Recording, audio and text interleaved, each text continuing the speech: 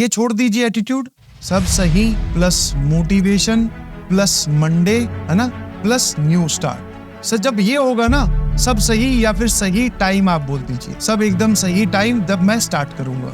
The actual reality is start कर, जैसा भी है, आधा अधूरा 30 मिनट्स पूरे वीक में क्लास 11th को देना स्टार्ट कर, 1 घंटा क्लास 11th को देना स्टार्ट कर, चाहे डीमोटिवेटेड ही क्यों ना हो, चाहे बैकलॉग ही तेरा क्यों ना हो, नेगेटिविटी में ही तो क्यों ना है। ये एक इमेजिनरी सिचुएशन है, इसको आप टेक्निकल लैंग्वेज में बोलोगे this is does not exist. ऐसा कुछ होता ही नहीं कि सब सही हो, मोटिवेशन भी हो, उस दिन मंडे भी हो, सोमवार से हम एक नई स्टार्ट करते हैं और सर फिर जिस दिन मैं स्टार्ट करूंगा तो उस दिन मैं रुकूंगा ही नहीं, आईआईटी को पीछे मुड़ के देखा ही नहीं, सीधा आईआईटी पहुंच गया। मेरा ऐसा मानना है और यही सत्य है कि आप स्टार्ट कीजिए, कुछ भी अपना एक गोल बनाकर उस पर काम करना स्टार्ट कीजिए।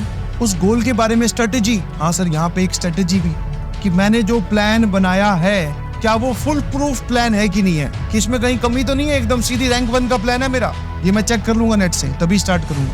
नहीं, आप स्टार्ट कीजिए, ये धीरे धीरे ये सब लोग हट जाएंगे। आप देखेंगे कि आपकी एफिशिएंसी बढ़ रही है और आप खुद के लिए अब और टाइम निकालने लगे हैं पढ़ाई के लिए, और आप बहुत सारी चीजों को एक साथ पैरेलली मैनेज अब कर पा रहे हैं क्योंकि आप पढ़ रहे हैं। जब सिर्फ आप ये कर रहे हैं तो फिर आप यही करते रह जा रहे हैं।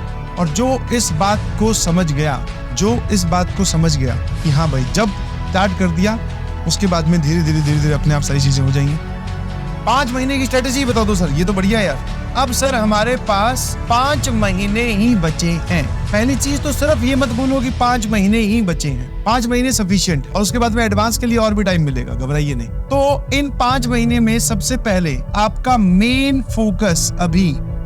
मेन फोकस जो है वो फर्स्ट अटेम्प्ट होना चाहिए, समझ गए? हमें फर्स्ट अटेम्प्ट में पूरी जान लगानी है। जेईई मेंस फर्स्ट अटेम्प्ट में अगर कुछ रह गया तो फिर सर हम सेकेंड अटेम्प्ट में उसको थोड़ा सुधार लेंगे। क्लास 12वीं वालों का फर्स्ट अटेम्प्ट होता है, ड्रॉपर वालों का सेकेंड अटेम्प्ट होता है जिसमें वो अच्छा परफॉर्म करते हैं। तो आपको पूरी जी जान इस पे लगानी है, पहली चीज समझ में आती है। अब आप चाहो तो क्लास 11th के लिए धीरे धीरे रिवीजन, इसके लिए टाइम निकाल सकते हो। रिवीजन आपको बड़ा ही सटीक सा करना है, समझ में? नोट्स एंड PYQ, बस नोट्स और नोट्स के क्वेश्चन प्लस PYQ। अब ये मैंने बोल तो दिया बट इतना टाइम आपके पास में होगा नहीं, समझ में?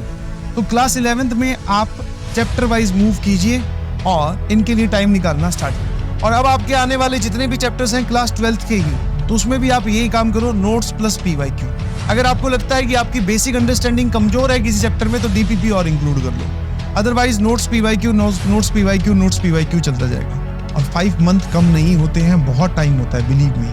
बट यस, जो देखा गया है मार्केट में, एक सत्य मैं आपसे जरूर शेयर करना चाहूंगा, साझा करना चाहूंगा कि सर ये भी एक सत्य है कि बच्चे जो हैं वो स्ट्रेटेजीज बहुत बनाते हैं, बहुत। 5 मंथ के बाद में 4 मंथ, फिर 3 मंथ, फिर 2 मंथ, फिर लास्ट मंथ स्ट्रेटेजी। और ये स्ट्रेटेजी की सबसे कम जरूरत उसको पड़ती है जो टाइम रहते पढ़ाई स्टार्ट कर देता है। बिकॉज चाहे कोई सी भी स्ट्रेटेजी निकाल लो, कुछ भी कर लो, मुझे एक भी ऐसी स्ट्रेटेजी बता देना कि सर ये देखो ये वाली, इसमें पढ़ना नहीं पड़ता, इसमें सिर्फ अपने को 2 पेज इस तरफ फोल्ड करने हैं, 2 इस तरफ फोल्ड करने हैं, पतंग बनानी है, फेंक देनी है, इससे IIT में होता है। ऐसा कुछ है तो बता दो।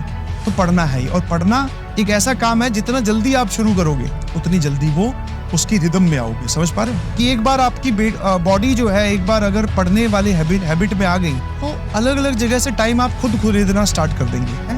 हमारे पास में एक ऐसा आईना नहीं है जो हमें ये दिखा सके कि अगर मैं कॉन्टिन्यूअसली सारी डिस्ट्रैक्शंस को अवॉइड करते हुए अगर मैं मेहनत करता रहूं तो जिस दिन रिजल्ट आएगा, जिस दिन IITian बनेंगे, उस दिन क्या फील होगा वो अगर हमें अभी कोई दिखा दे बैठे बैठे यहीं पर ही, तो आप सब छोड़ दोगे। दिस इज माई गारंटी, है ना? तो बस अब इतना